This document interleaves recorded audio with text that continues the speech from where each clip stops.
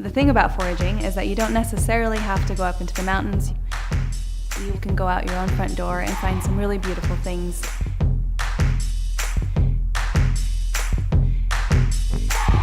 Hi, my name is Genevieve. I'm with Beehive Floral Co. and I'm in this beautiful botanical boutique called Time and Place. Today we're going to learn how to make our very own wreaths using foraged winter greens. So the first step to making a foraged wreath is to forage. So you can go out your own front door and find some really beautiful things in your own garden, in your neighbor's garden with permission of course, and then elsewhere with permission. To be really careful never to forage on state or federal land. You will be surprised by how many places you can find some really amazing things, sometimes even on the side of the freeway.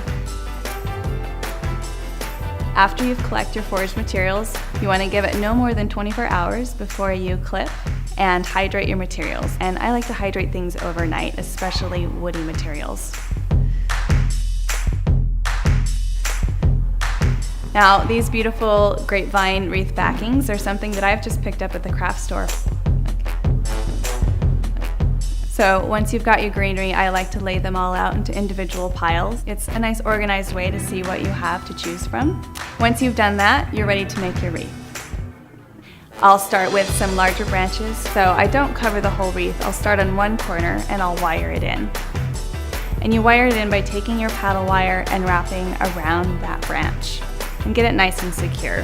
You don't have to worry about tying or knotting your wire. It'll hold it in pretty well as long as you've got it tight. The next step is going to be those secondary branches, the softer, frillier things, and I like to contrast with color. So if I've started with something silvery green, then I'll contrast with a deeper green. I can weave them in between the grapevine branches if I want to, and make everything nice and snug.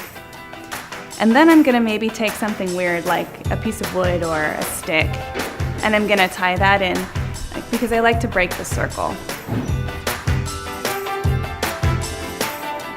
And then the next layer will be my signature elements. Those are things that I only use a handful of. Maybe I have a few sprigs of juniper with juniper berries. Maybe I want to add some pine cones. And I'm going to just wire that in on top. And I can even get out a glue gun if I want to add some other elements that are harder to wire. I hope you enjoy bringing the outdoors in with your responsibly foraged wreaths.